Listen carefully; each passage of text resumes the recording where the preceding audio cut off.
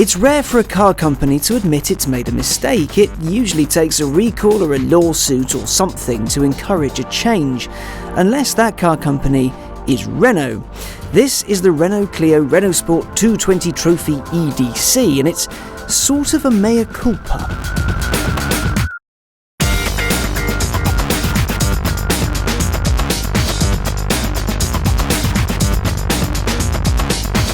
When Renault launched the Clio 200, they went with the decision to give it a small capacity turbocharged engine and an automatic gearbox. Also, it came with no more power than the old naturally aspirated car and barely any more torque. Hardcore customers and the press weren't all that impressed. So, the bods in charge at Renault Sport have tweaked the formula a little bit and come up with this, the Renault Clio 220 Trophy. The fiddles are quite extensive. Powers up from 197 brake horsepower to 217, torques up to 192 from 177. There's an added overboost function to pop it up to 206 should you want it. That's thanks to a new turbo and software changes. The red line's been upped to 6,800 RPM in the first 3 gears too. Throttle map's been adjusted to make it more urgent as well.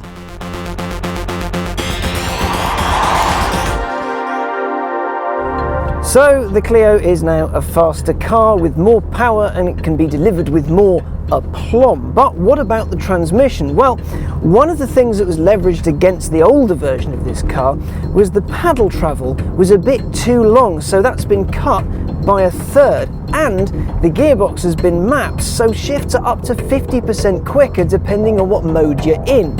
So in theory, this is a faster car in all respects. Now, being a Renault Sport product, this will be chuffing quick to steer. Those guys know how to make a fast car. The Megane 275 Trophy I drove in 2014 was hilarious fun and immensely accomplished. It was tactile, engaging and rewarding. In the right hands, it could be a bit of a weapon. In my hands, an agent of fun. The Clio has all the tools to be no slouch either. Renault Sport wanted to make sure that the Clio was still comfy but had better corner balance, better steering feel, less roll, more oversteer and much more besides. To that end, the front rides 20mm lower, the rear rides 10mm lower, the rear suspension has been fiddled with and it's now 40% stiffer, the steering's been fettled, as have the dampers. Neat. That means it's a bit stiffer, rolls less and, according to Renault, better.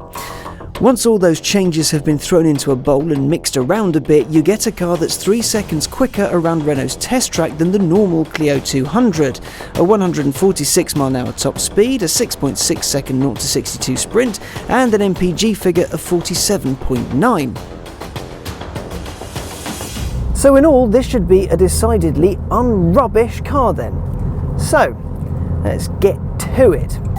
The chassis is amazing. The handling on this is just lovely. The steering feels great. There's loads of feedback. You can place the car really easily. You know what kind of road surface you're going over. It feels lovely. And you can hustle this thing around some corners at some serious speed. Throttle response is again excellent. The brakes are fantastic. They stop this thing on a sixpence. There's great feel, great progression to them as well. Mix the steering in with the throttle response, you can balance the car really nicely through the bends and cut a really quick line. It feels fantastic. It does put a grin on your face, and you really get to know that, you know, Renault Sport engineers aren't stupid. They know what they're doing. And it's pretty quick. 0 to 60, well, 6.6 top speed on the fun side of 140. It's a very rapid car, but it doesn't feel that quick. First is interacting with it. Either the wheel's too big or the paddles are too short, because to get to them you have to really claw your hand around, and I don't have the smallest hands, I don't have the biggest ones either, but you have to really claw your hand, and when you do pull a paddle, well, it's kind of vague. It's like squeezing an orange and not getting much back. It's not very pleasant. The gearbox itself, it works okay, and it's not spectacular. It's not the best in the world by any means, but it's also not the worst. But with that lack of engagement, I just can't bring myself to love it. It doesn't help make the car feel alive. The old Renault Sport Clios were fantastic things. They were so engaging. The gearbox was a big part of that. And I'm not just moaning because, oh, it's got an auto and I really like manuals. This particular gearbox just doesn't lend itself to the car. They don't merge properly, and as such you do lose something. You lose some of the Renault Sport magic. And as a result, the car itself as an experience just isn't up there. The cars that preceded this were truly fantastic, buzzy little things.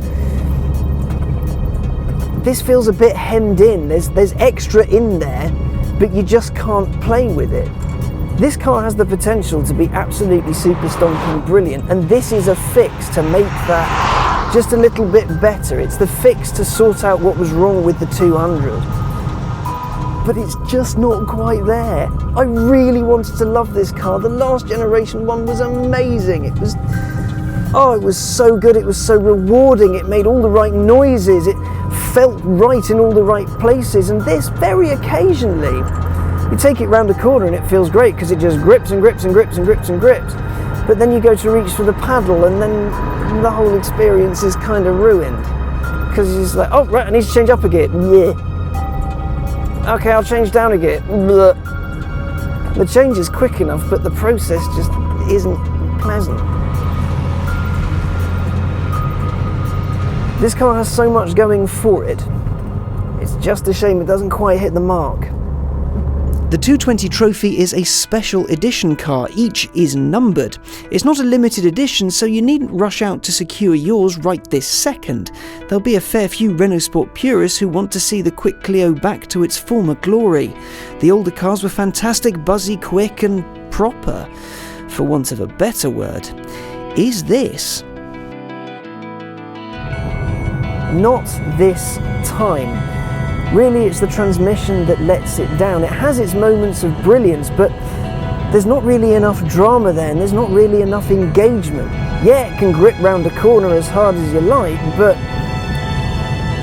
the gearbox is a bit naff, the change is a bit naff, and you know what? There just isn't enough noise. You don't get enough aural feedback from it either. The previous Clio RSs were fantastic little cars. They were the ones that you buy when you want a weekend or track day toy that can also do a shopping run. This just, I don't think it matches them just yet.